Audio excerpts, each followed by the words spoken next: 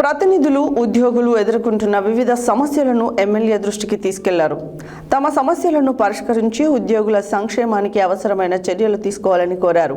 అనంతరం ఎమ్మెల్యే బీర్లాయలే మాట్లాడుతూ యాదాద్రి దేవాలయ అవుట్సోర్సింగ్ ఉద్యోగుల న్యాయమైన సమస్యల పరిష్కారానికి తన వంతు కృషి చేస్తారని తెలిపారు.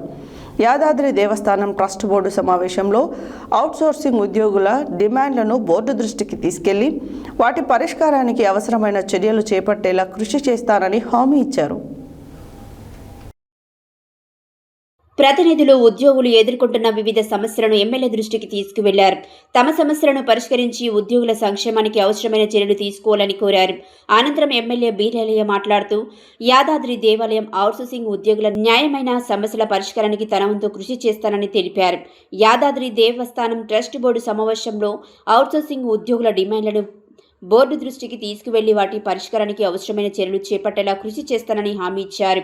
అంతేకాకుండా ఉద్యోగుల సమస్యల పరిష్కారానికి సంబంధించిన ప్రక్రియను వెంటనే ప్రారంభించి 15 రోజుల వ్యవధిలో సమస్యల పరిష్కారంలో స్పష్టమైన పురోగతి సాధించేలా ప్రత్యేక చొరవ తీసుకుంటానని అన్నారు. ఉద్యోగుల సంక్షేమం పట్ల ఎమ్మెల్యే చూపిన సానుకూల స్పందనతో యాదాద్రి దేవాలయం అవుట్సోర్సింగ్ ఉద్యోగుల యూనియన్ ప్రతినిధులు కృతజ్ఞతలు తెలిపారు. ఈ కార్యక్రమంలో యూనియన్ ప్రతినిధులు, అవుట్సోర్సింగ్ సిబ్బంది, కౌన్సిలర్లు, నాయకులు తదితరులు పాల్గొన్నారు.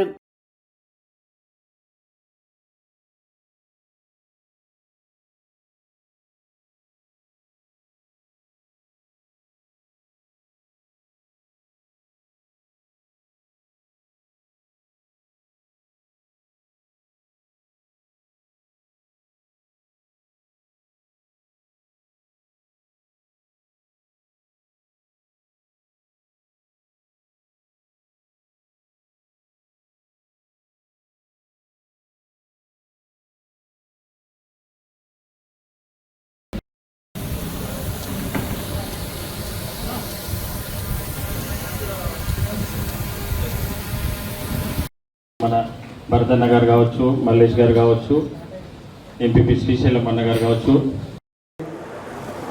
అందరూ మన ఆలేరు సంబంధించిన సమస్యల మీద వచ్చారు కాబట్టి కొంత ఆలస్యమైంది. ప్రతి ఒక్కరికి పేరు పేరున ధన్యవాదాలు తెలియజేస్తూ తెలంగాణలో మొదటి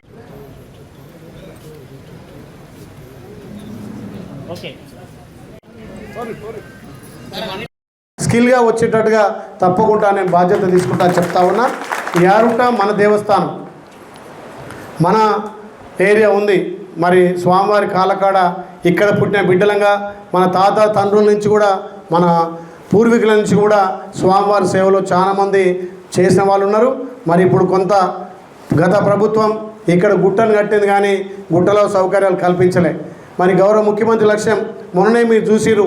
ఈ ట్రస్ట్ బోర్డు విషయంలో రాజకీయాలకు అతీతంగా స్వామివారికి సేవ చేయాలి, స్వామివారికి నిధులు సేకరించి అవసరమైతే సిఎస్ఆర్ ఫండ్స్ తీసుకొచ్చి గుడికి డబ్బులు పెట్టి గుడిని డెవలప్ చేసి వచ్చే భక్తులకు, వచ్చే నలుగుళ్ళ స్వామివారి భక్తులకు సౌకర్యాలు కల్పించాలనే లక్ష్యంతో ఇవాళ ట్రస్ట్ బోర్డుని ఏర్పాటు చేసిండు.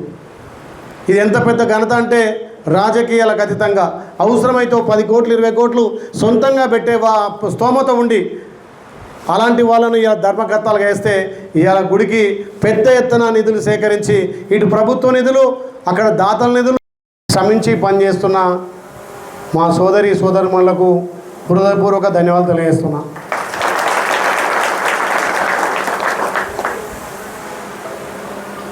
ఇందులో ఎన్నో రకాల సేవలు అందిస్తున్నప్పటికీ అందరినీ స్కిల్ కానీ అన్స్కిల్ కానీ గుర్తించకుండా మరి మన హక్కులను, మనకు కావలసినటువంటి రావాల్సినటువంటి న్యాయమైన డిమాండ్లు మా దృష్టికి తీసుకొచ్చారు.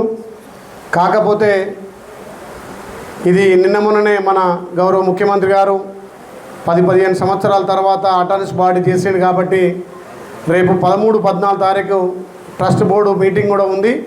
తప్పకుండా మీరు నాకు ముందు ఇచ్చినటువంటి సమస్యలను, మీకు రావాల్సినటువంటి న్యాయమైనటువంటి డిమాండ్లు కానీ లేకపోతే మనకు లేబర్ యాక్ట్ ప్రకారం వర్తించే అన్ని హక్కులను మీకు అందిస్తా అని చెప్పి మీ బిడ్డగా నేను మీకు మాట ఇస్తూ యూనియన్ ఉంటాయి. మీరందరూ సమూహంగా ఉండడం తప్పులేదు, కానీ దేవస్థానంలో రాజకీయాలకు అతీతంగా, యూనియన్లకు అతీతంగా స్వామివారి సేవ చేసుకు